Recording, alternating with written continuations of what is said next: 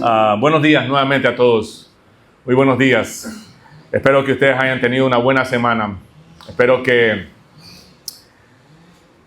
el Señor les haya ayudado en sus metas, ¿no? Y en sus propósitos. Y si la semana no fue como ustedes esperaban, que ustedes también puedan descansar en el Señor y confiar en sus propósitos.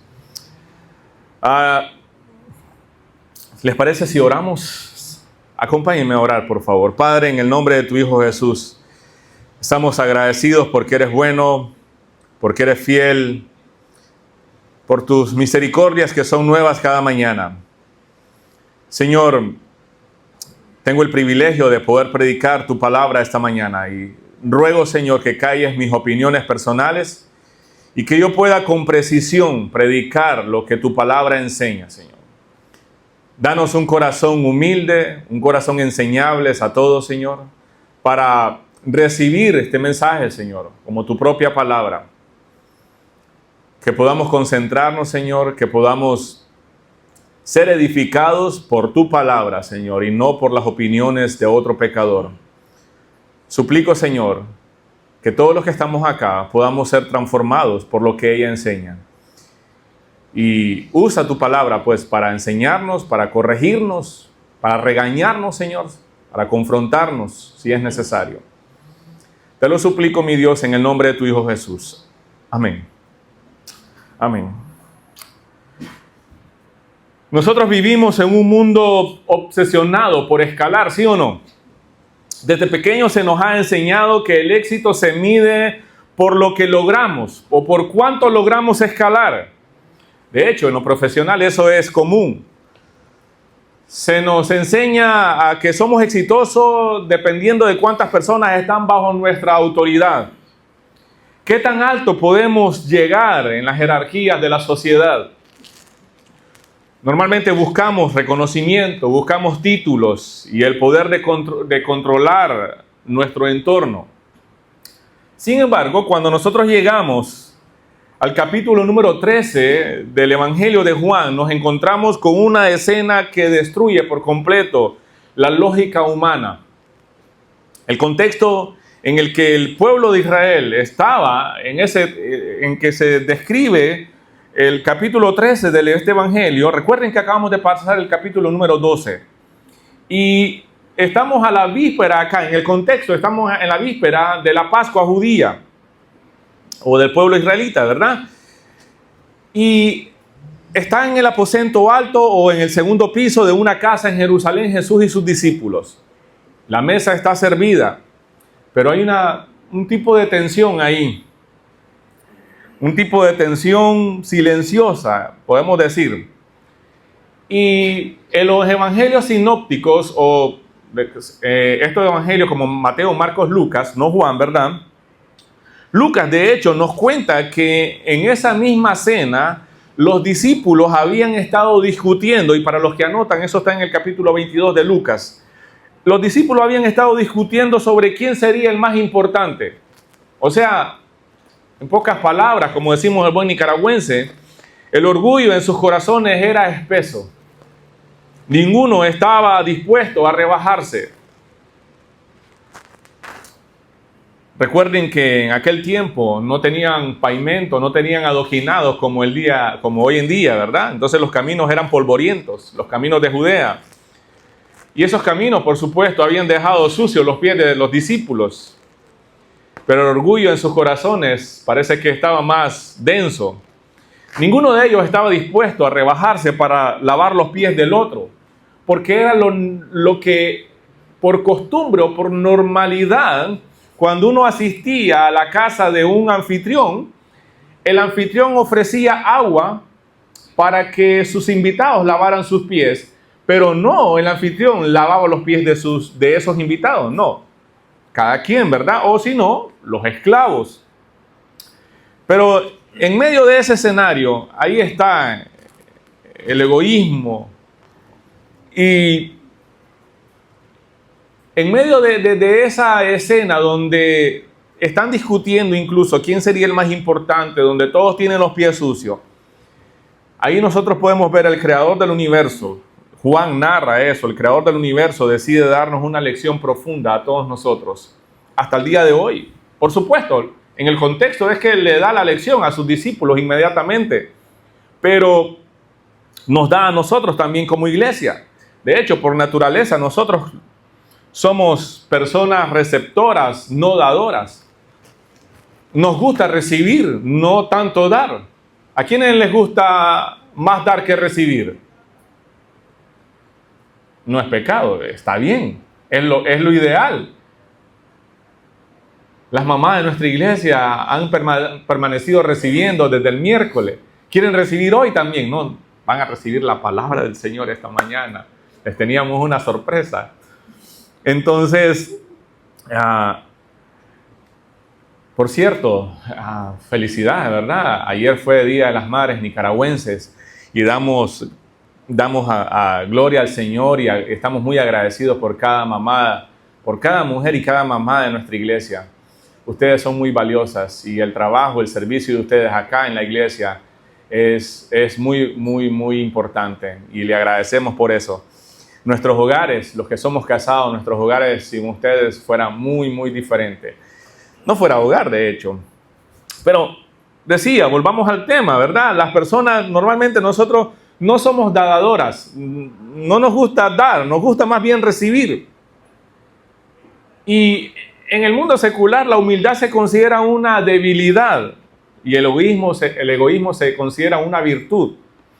A diferencia de ese amor egocéntrico, la Biblia enseña que la esencia del amor es el sacrificio personal. Cuando nos damos, cuando nos negamos a nosotros mismos, en vez de derribar a los demás, el amor bíblico nos enseña a edificar a los demás.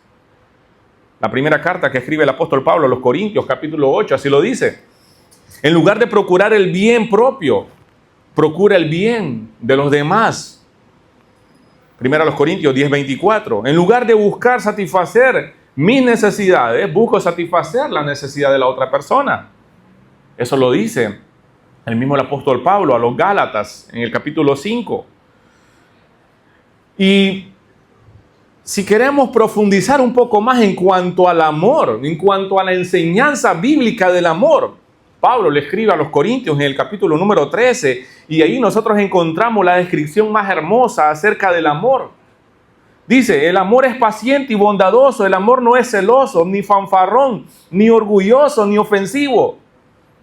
Miren cuántas cosas en el aspecto negativo, no es.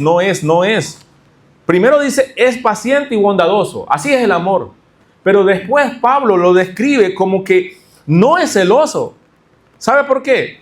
Porque somos dados a ser celosos, somos dados a ser fanfarrones, somos dados a ser orgullosos, somos dados a ser ofensivos, somos dados a exigir las cosas, que las cosas se hagan a nuestra manera. Y dice Pablo, no, él no existe. No exige que las cosas se hagan a su manera, no se irrita ni lleva un registro de las ofensas recibidas, no se alegra de la injusticia, sino que se alegra cuando la verdad triunfa. El amor nunca no se da por vencido, jamás pierde la fe. Siempre tiene esperanza y se mantiene firme en todas las circunstancias. Las profecías, el hablar en idiomas desconocidos y el conocimiento especial se volverán inútiles, pero el amor durará para siempre, dice. Ahí está. Ahí encontramos la descripción bíblica de lo que es el amor. Entonces, amar de esta manera requiere humildad. Sobre todas las cosas, por supuesto. Porque solo las personas humildes pueden poner los intereses de los demás por encima o por delante de los propios. Y yo creo que ahí es donde necesitamos aprender. Necesitamos decidir ser humildes porque no lo somos. No lo somos. Así le explicó y llamó Pablo a los creyentes de Filipos. Pablo escribe una carta a los filipenses y le dice, sean siempre humildes, sean amables, sean pacientes unos con otros y tolérense las faltas por amor. ¿Hay alguien aquí que alguna vez ha cometido una falta en contra suya? Sí, estoy seguro que sí. Somos pecadores. ¿Alguna vez usted se ha sentido ofendido por algún hermano acá? Sí, por supuesto que sí. Ya hemos hablado, ¿verdad? Que dentro de nosotros, en medio de nosotros, hay quienes son un poco más difíciles de amar que otros. Ahí está el pastor, ahí está usted, ahí estoy yo. Ahí estamos todos. La persona que está a su lado puede ser una de ellas, ¿verdad? Pero quiero que miremos algunos principios acá que nos dice el texto. Mira el versículo número 1 al 3. Antes de la celebración de la Pascua, Jesús sabía que había llegado su momento para dejar este mundo y regresar a su Padre. Había amado a sus discípulos durante el ministerio que realizó en la tierra y ahora los amó hasta el final. Era la hora de cenar y el diablo ya había incitado a Judas, hijo de Simeón Iscariote, para que traicionara a Jesús. Jesús sabía que el Padre le había dado autoridad sobre todas las cosas y que había venido de Dios y regresaría a Dios. Mire, la verdadera humildad brota de la seguridad de nuestra identidad. La verdadera humildad nace o es fruto, pues, de la seguridad de nuestra identidad en Cristo. No de una debilidad humana, no. Mira el versículo número 3, dice, hay una declaración teológica asombrosa acá. Dice el versículo 3, Jesús sabía que el Padre le había dado autoridad sobre todas las cosas y que había venido de Dios y regresaría a Dios. Vamos a detenernos ahí por un segundo. Juan no nos dice que Jesús sirvió porque se sentía menos que los demás o porque era el esclavo de los demás. No. O porque carecía de autoridad. Más bien dice que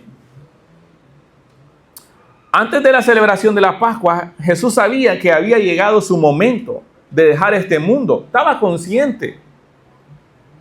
Pero el versículo número 3 dice, Jesús sabía que el Padre le había dado autoridad. Tenía bien clara su identidad. Entonces,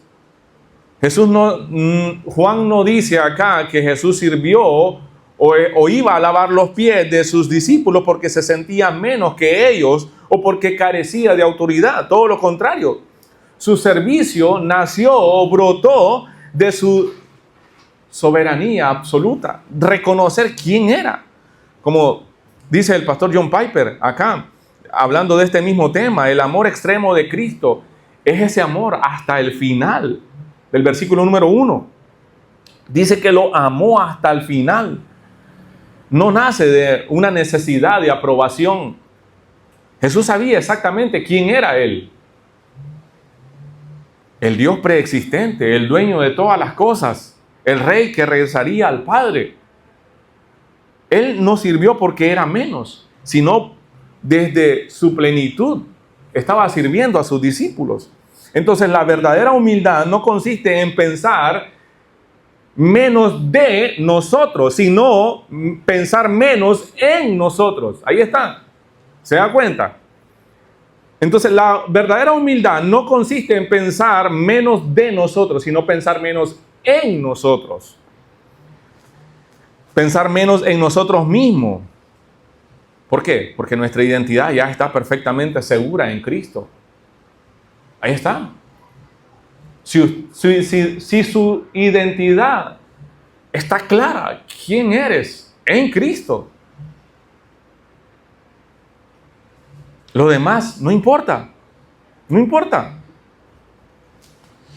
Imagínense una persona, bueno, aquí los filántropos, esta gente que hace obras sociales y cosas así, multimillonarios, que hacen donaciones a los comedores infantiles o a algún comedor social. Esta gente de repente visita estos lugares. Imagínense a un multimillonario visitando un comedor infantil y se pone a servir a los niños o a los adultos ahí. Después agarra una escoba, un lampazo con detergente, ambientador. No lo hace porque se siente menos que ellos. No lo hace por eso. Quizás lo pueda hacer para que lo miren, pero lo está haciendo y eso no le quita quién es Él. Él sabe quién es. Él sabe lo que tiene. Eso La escoba en su mano no disminuye quién es él, su identidad. Al contrario, si lo está haciendo genuinamente, puede resaltar su carácter, porque no tiene la necesidad de demostrar sus millones, ¿sí o no? Y tengo algunas preguntas para ustedes. Hoy va a ser una mañana que voy a hacer varias preguntas. Preguntémonos, o pregúntese usted mismo, ¿me resisto a realizar tareas poco reconocidas en la iglesia? Porque siento que están por debajo de mi nivel o de mi capacidad. Me resisto a realizar tareas poco reconocidas en la iglesia porque siento que están por debajo de mi nivel o mi capacidad. ¿Busco servir para ganar aplausos o lo hago con gozo y la seguridad de que ya soy amado y aceptado por Cristo? Son preguntas para que podamos reflexionar. Mire, qué interesante. Pasemos ahora a la motivación de Jesús. Lo que motivó a sus acciones. Eso nos revela el corazón mismo del Evangelio. Entonces, el servicio sacrificial de Cristo es el reflejo visible de la obra redentora de la cruz.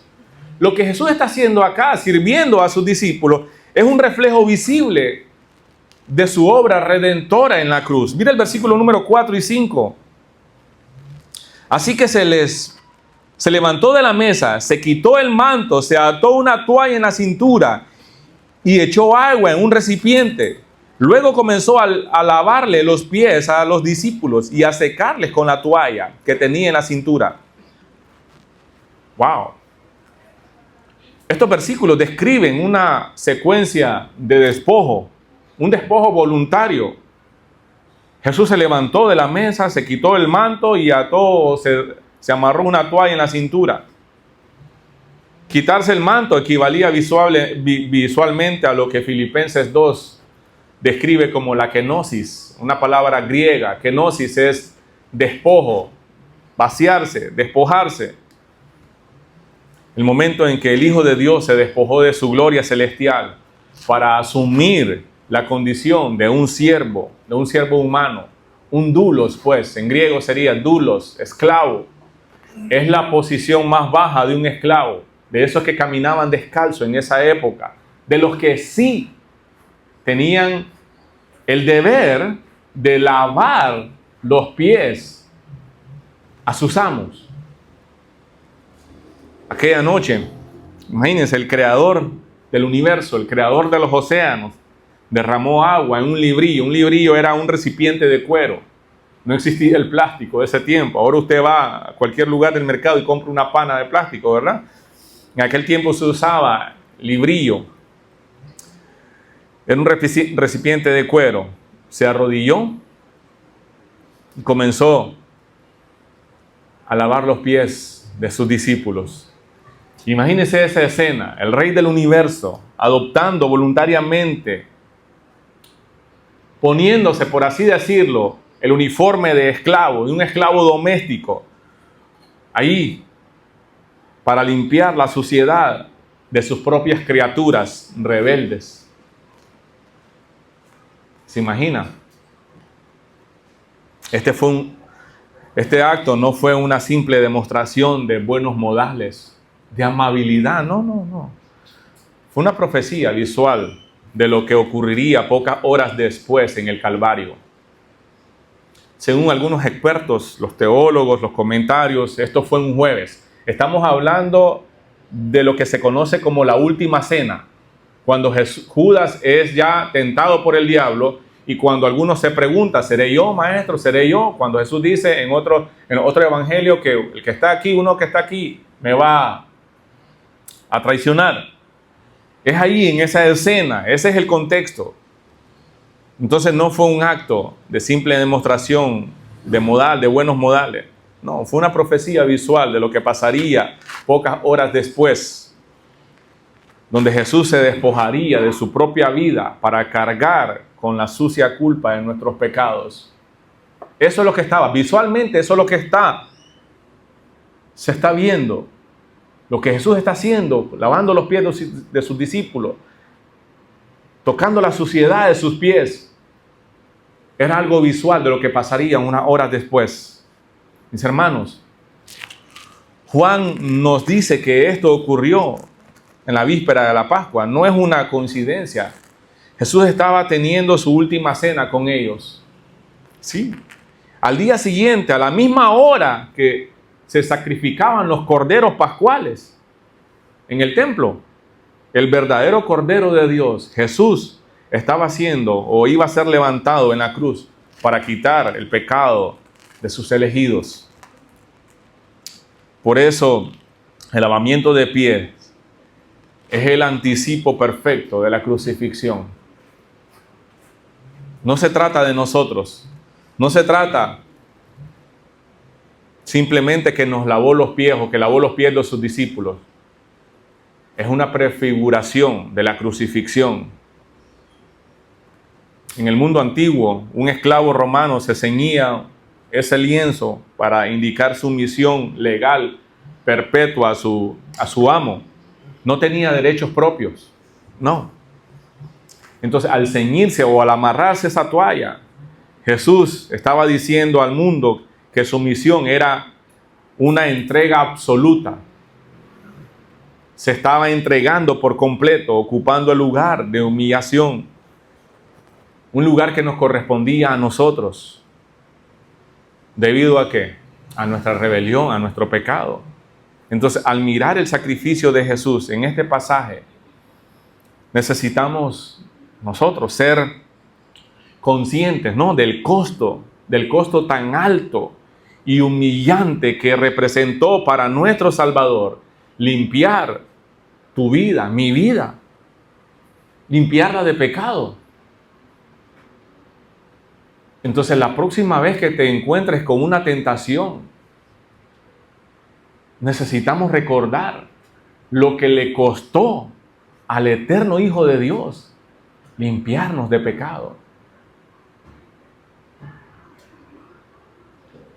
La próxima vez que te encuentres frente a una tentación, usted recuerde que ha sido limpio, ha sido perdonado. Y aceptar esa tentación, ceder a esa tentación, es como, lo voy a poner de esta manera. No sé si les ha pasado a ustedes, los que tienen hijos pequeños, recién bañadito tu hijo, lo entalcaste, le pusiste el estreno, la ropa más bonita que tenías, y de repente tu hijo se va a jugar y regresa lodoso. Puedes sentir frustración, porque después de limpiarlo, después de asearlo, después de perfumarlo, entalcarlo, él simplemente se tiró al lodo a jugar, a divertirse. No miró, no valoró el esfuerzo que hiciste. Muchas veces así actuamos nosotros. Entonces aquí, como dije, tengo otra pregunta. ¿De qué comodidad o de qué estatus o derechos personales necesitas despojarte hoy para poder reflejar el amor de Cristo a quienes te rodean? Cristo se estaba despojando aquí. Su servicio sacrificial era un reflejo visible de la obra que Él iba a hacer en la cruz.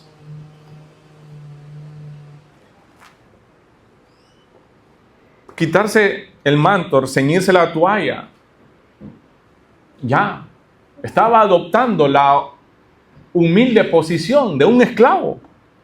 Sí. Esta forma de actuar de Jesús provocó una fuerte reacción en sus discípulos.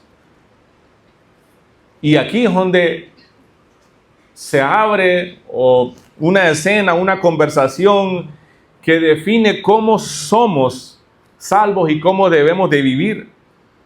Mire, la salvación nos otorga una posición legal, limpia, para siempre.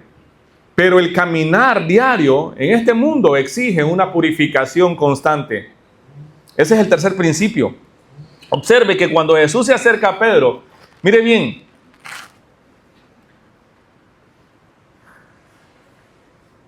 cuando se acercó a a Simón Pedro, ¿verdad? Este le dijo, Señor, ¿tú vas a lavar los pies a mí? Jesús contestó, ahora no entiendes lo que hago, pero algún día lo entenderás. No, protestó Pedro, jamás lavarás mis pies. Siempre Pedro, ¿verdad? Bastante impetuoso, adelantándose a los hechos. Cualquier parecido con alguno de nosotros no es coincidencia, es que así somos, esa es nuestra naturaleza, algunos de nosotros. No todos tenemos el mismo temperamento de Pedro, ¿verdad? Pero en un grupo como este, de grande, seguros algunos son así, impetuosos. No meditan lo que van a hacer, van de frente. Pero observe que cuando Jesús se acerca a Pedro, este se niega rotundamente, movido por, qué sé yo, tal vez una falsa humildad. Y Jesús le advierte, si no te lavare, en la Reina Valera dice, si no te lavare, no tendrás parte conmigo.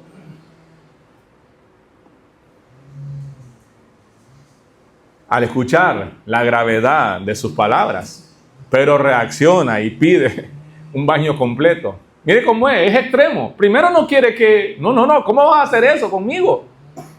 Y después, ¿qué quiere? Como dije, cualquier parecido con algunos de ustedes no es coincidencia. Hay personas que se van a un extremo y después se van a otro extremo. No les gusta el equilibrio. Siempre están yéndose a los extremos. Entonces Pedro reacciona y pide un baño completo. Es aquí donde el Señor, nuestro Salvador, establece una de las verdades teológicas más salvajes del Nuevo Testamento. Está en el versículo número 10. Dice, el que está lavado no necesita sino lavarse los pies, pues está todo limpio. Dicen, así lo describe la Reina Valera. Miren lo que dice la Nueva Traducción Viviente. Miren, versículo número 10. Jesús respondió, una persona que se ha bañado bien no necesita lavarse más que los pies para estar completamente limpio. Y ustedes, discípulos, están limpios, aunque no todos. Y ustedes saben cuando dice no todos, se refiere a Judas, ¿verdad? Hablando de no todos, hablando de las personas que están ahí. Entonces, algunos teólogos reformados comentan que en el griego original se usaban palabras totalmente distintas en esto. El baño completo representaba la justificación, ¿verdad? O representa la justificación. Y esto, por supuesto, ocurre una sola vez y para siempre, en el momento de nuestra conversión, en el momento que nos arrepentimos de nuestros pecados y recibimos a Cristo como nuestro Señor y Salvador. Cuando la sangre de Cristo nos limpia judicialmente de todo pecado para siempre. Pero por otra parte está el lavado de pies. Representa la santificación progresiva. Como creyentes justificados, nosotros seguimos caminando en un mundo caído, en un mundo sucio. Entonces nuestros pies acumulan la contaminación del pecado diario. Entonces no necesitamos volver a salvarnos cada vez que fallamos o pecamos en algo, no. Lo que sí necesitamos es acudir diariamente a los pies de Cristo, en confesión, arrepentidos, para restaurar esa comunión con Él.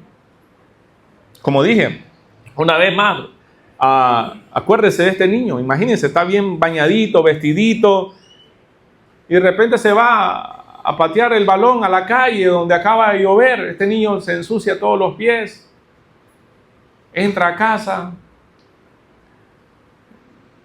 No dejó de ser tu hijo, no dejó de estar amado, simplemente necesita quitarse los zapatos, lavarse los pies. Él ya está bañado. Él ya está bañado. Así mismo pasa con nosotros como padres.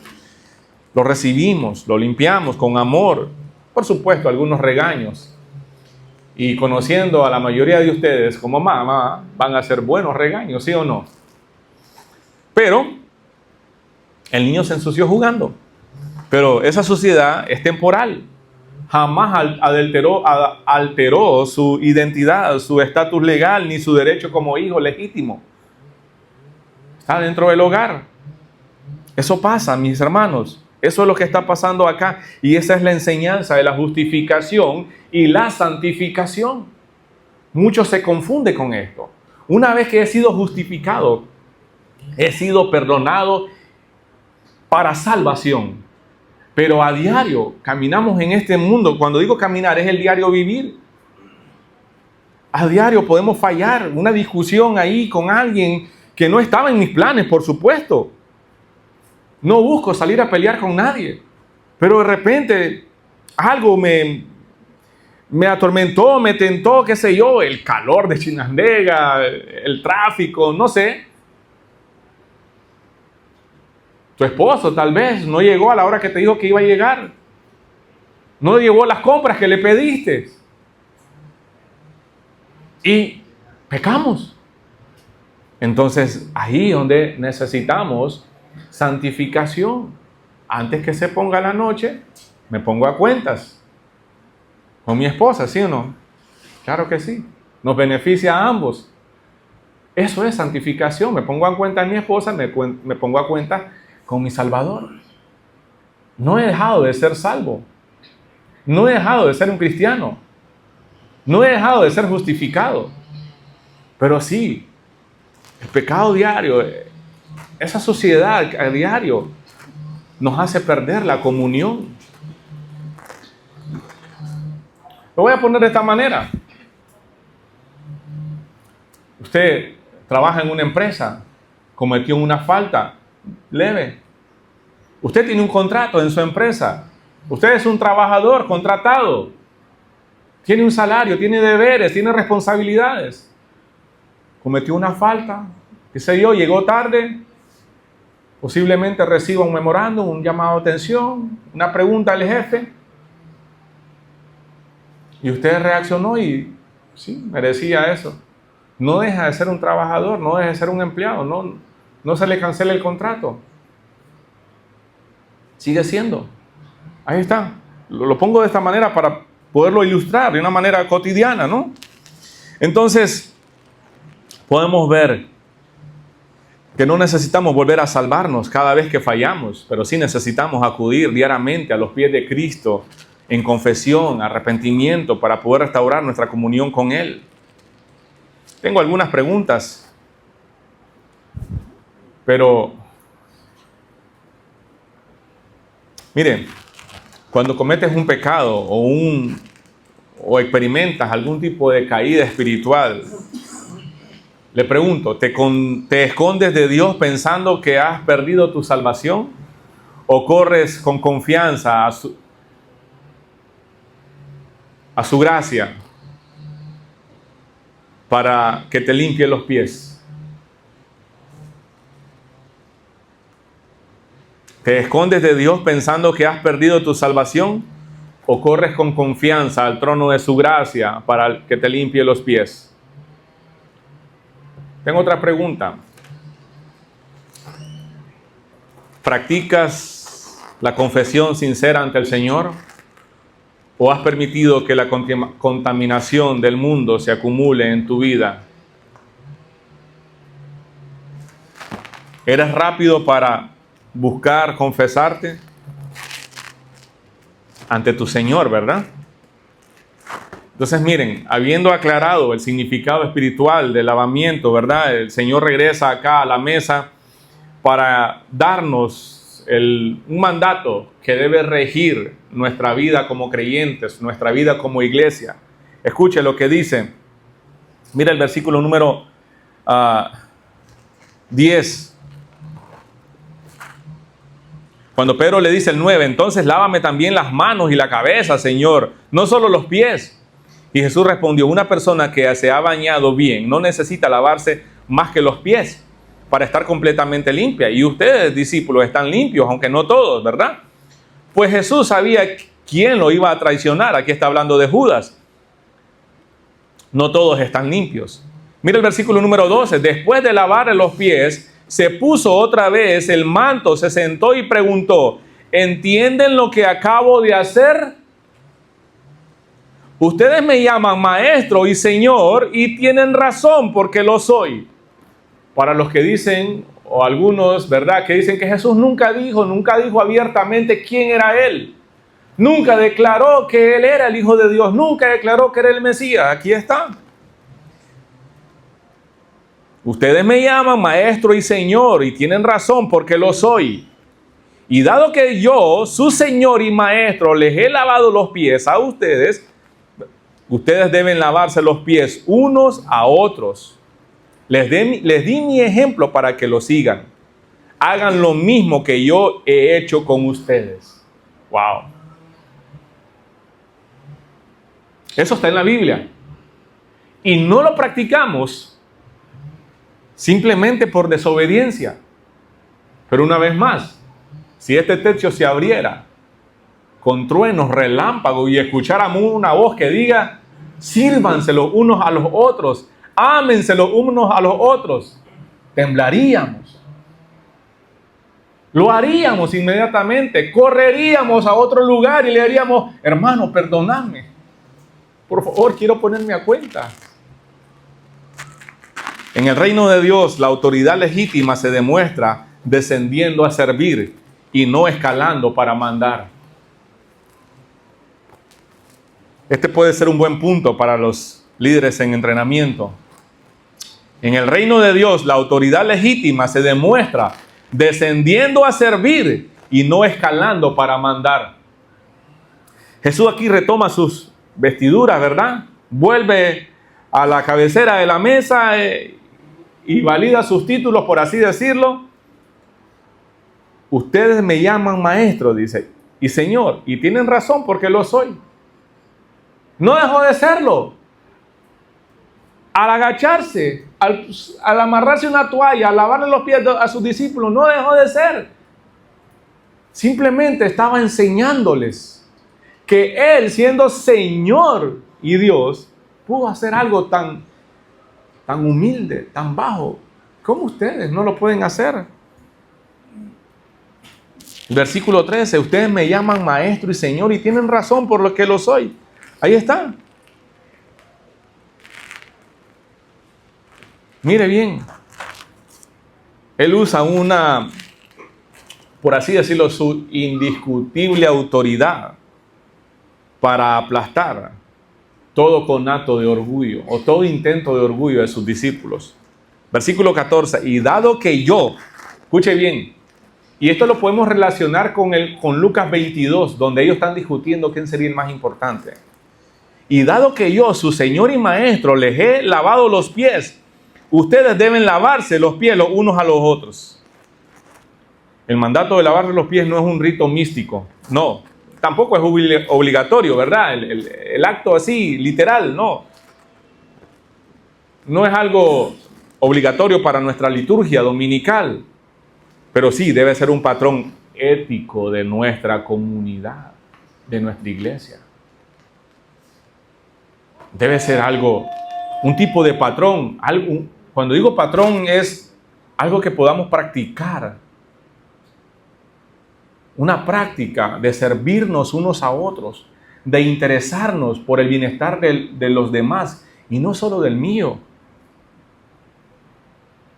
Leí un artículo en un blog muy conocido, creo que la mayoría de ustedes lo conoce, Coalición por el Evangelio, que decía, el argumento va de mayor a menor.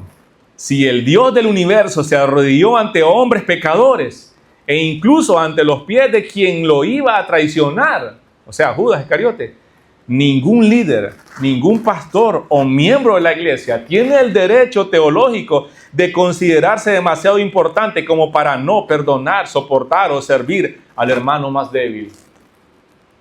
¿Se dan cuenta? Por eso es que nuestra iglesia apuntamos a una pluralidad de ancianos, de pastores, de líderes. No el superapóstol, no el superpastor, no el ungido, no el arcángel, no sé cómo le llaman ahora, un montón de cosas, un montón de inventos, que al líder no se le puede decir nada. Mis hermanos, por eso les decía la semana pasada, en términos nicaragüenses, en la hora del Señor, nada de lo que se te mande a hacer va más allá de tu deber. Nada. Y si alguna vez usted estuvo en una qué sé yo, en el ejército, donde sea, usted saque una orden, simplemente se cumple. Sí, señor. Punto.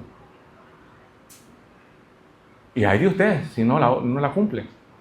Un soldado está llamado a obedecer a su superior. Es que mire, es que yo creo que podría... No. Esta es la orden y punto.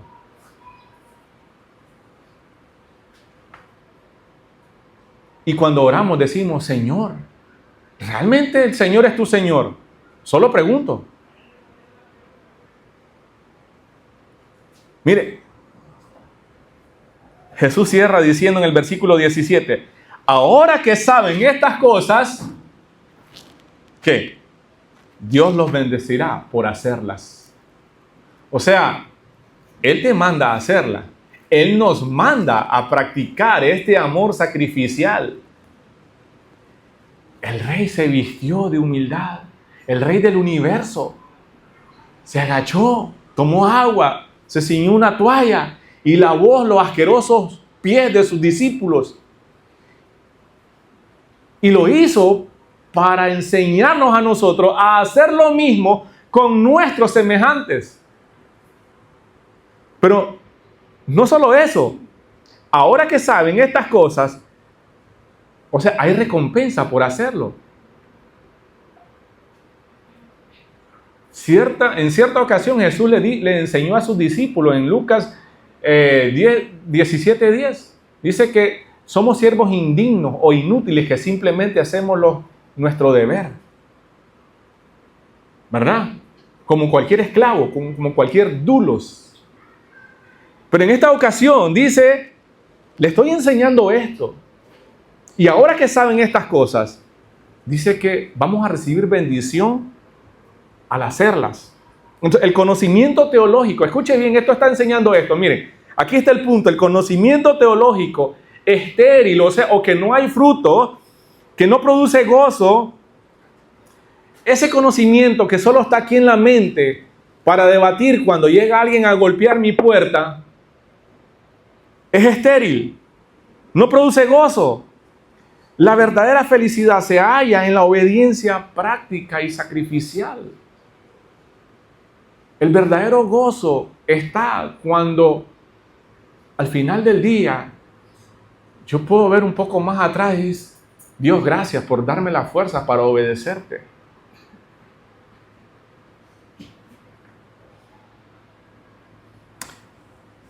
En las organizaciones mundiales del mundo, qué sé yo, la grandeza de un líder se mide por la cantidad de personas, como dije al inicio, que se encuentran bajo mi autoridad o bajo mi liderazgo, qué sé yo.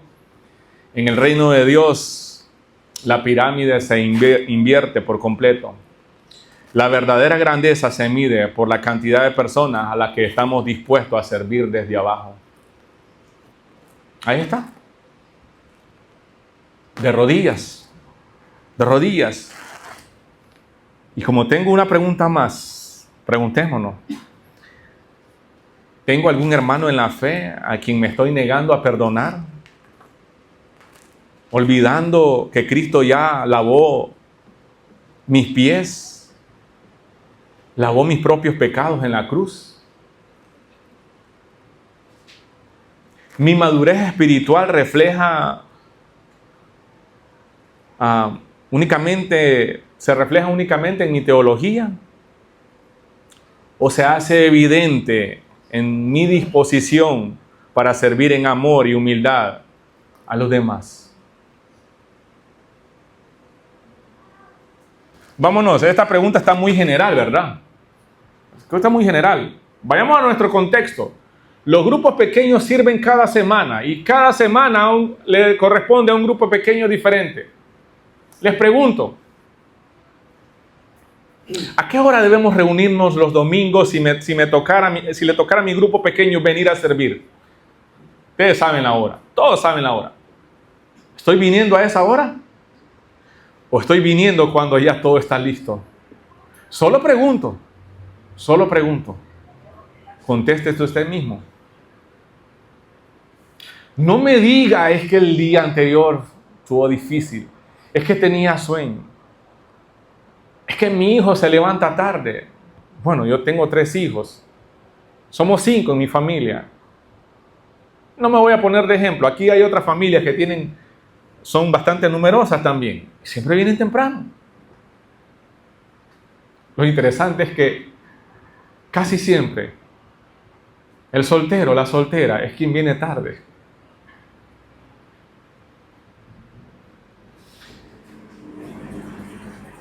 Y escuchen, estas no son pedradas, como les podemos decir.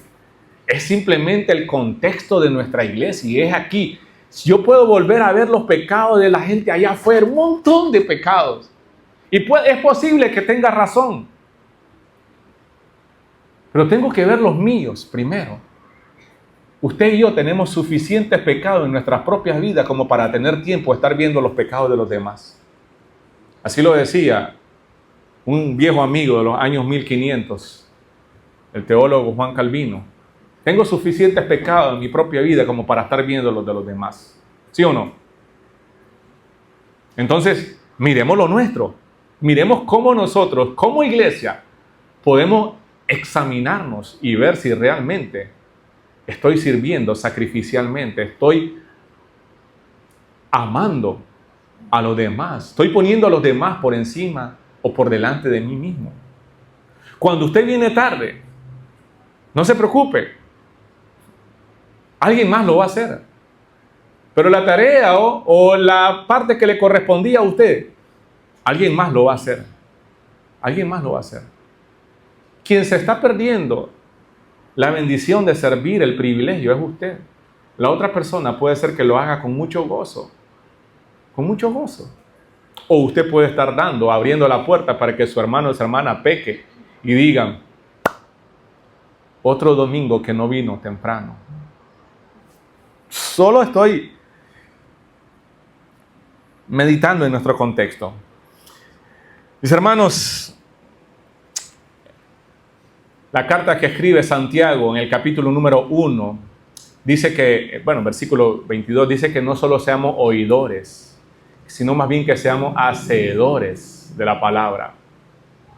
¿De qué nos sirve a nosotros ser solo oidores? ¿De qué nos sirve a nosotros llenarnos de conocimiento de la verdad? ¿De qué nos sirve a nosotros tener una correcta teología? Una teología bíblica, que gracias a Dios la conocemos, pero la teología bíblica es para vivirla también, es para ponerla en práctica, no solo aquí, tiene que bajar las 12 pulgadas. Iglesia, este pasaje por supuesto, nos confronta directamente al corazón y confronta nuestro orgullo. Dios nos llama hoy a soltar ese manto, por así decirlo, de autopromoción. No podemos llamarnos discípulos de un maestro crucificado si pasamos la vida compitiendo por los primeros lugares, demandando respeto, demandando cuidado, privilegios. No. El mandamiento de lavarnos los pies los unos a los otros nos enseña a estar dispuestos a servir donde nadie nos ve, incluso donde nadie nos aplaude. Sí, puede ser un tipo de llamado a soportar con paciencia incluso las críticas de los demás. A veces incluso humillarnos, pidiendo perdón cuando fallamos. Sí.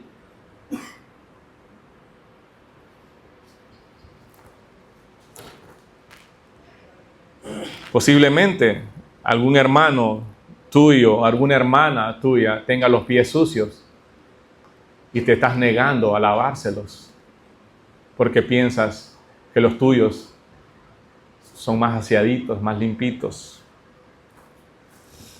Estoy hablando de comodidad, ¿verdad? Pero al mismo tiempo, mis hermanos,